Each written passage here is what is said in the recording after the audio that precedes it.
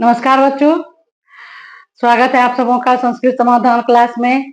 तो मैं आज फिर से उपस्थित हूँ संस्कृत व्याकरण में विशेषण प्रकरण के सभी भेदों का व्याख्या कर रही हूँ। व्याख्या बता रहे उदाहरण सहित और सभी का परिभाषा। और यह बहुत ही इम्पोर्टेंट चीज है सभी वर्गों के लिए, 7 से लेकर के 10th तक।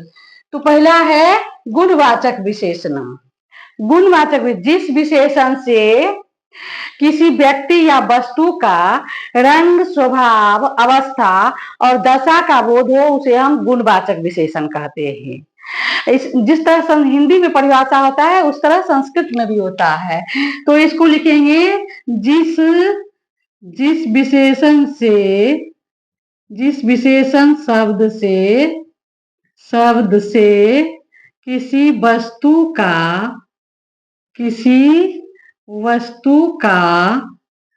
गुण, स्वभाव,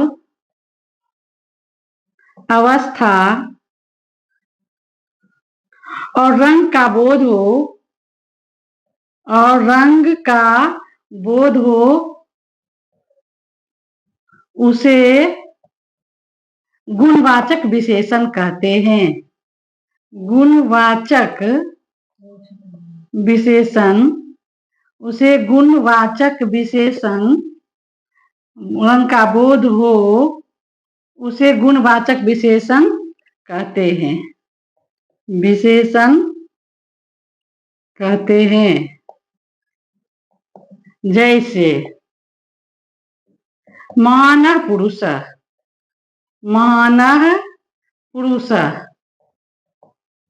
मधुरम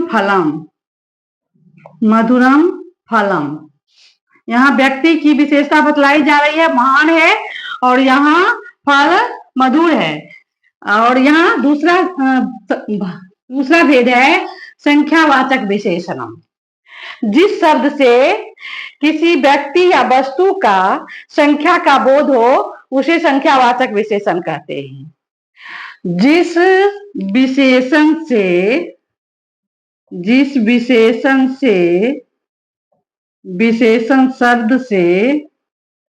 शब्द से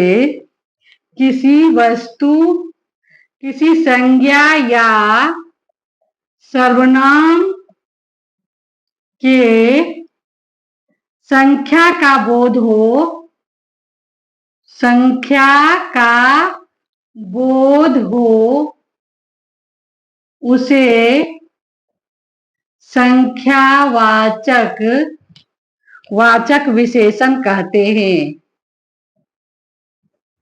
संख्यावाचक विशेषण कहते हैं। जैसे चत्वारः बालकः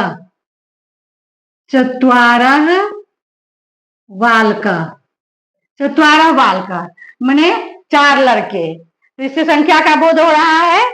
चत्वारः बालकः, चत्वारः फलम, इससे संख्या का बोध हो रहा है। अब है परिमाणवाचक विशेषणम। जिस शब्द से किसी वस्तु का मापने या तौलने का बोध हो उसे परिमाणवाचक विशेषण कहते हैं। जिस विशेषण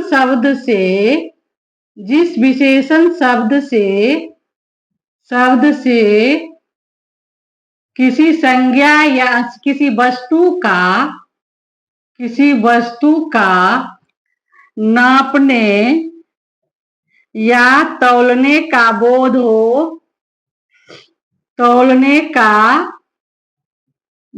हो उसे परिमाणवाचक विशेषण कहते हैं।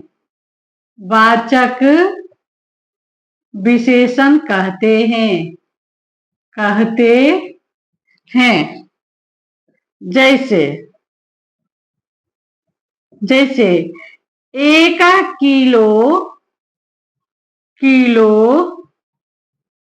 अन्नम, इससे बोध होता है कि 1 किलो अन्न, इसका अर्थ हुआ 1 किलो अन्न। इसमें अन्न को नापा या तौला जा सकता है, या 1 किलो घी को भी नापा या तौला जा सकता है। अब है सार्वनामिक विशेषण। जिस विशेषण से जिस विशेषण शब्द से सर्वनाम का विशेषण होने का बोध हो, सर्वनाम का विशेषण होने का बोध हो, जिस शब्द से सर्वनाम का विशेषण होने का बोध हो, जिस शब्द से सर्वनाम का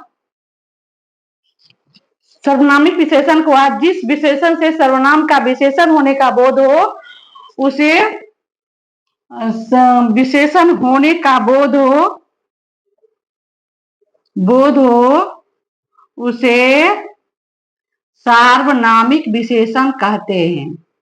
सार्वनामिक विशेषण कहते हैं। जैसे अयम बालकः, अयम बालकः, इयं बालिका, इयं बालिका। तो अयम, यहाँ अयम सर्वनाम है, तो यह यहाँ अयम बालक, यह लड़का, इयं बालिका, यह लड़की। तो बच्चों आशा है आप लोग समझ गए होंगे। धन्यवाद।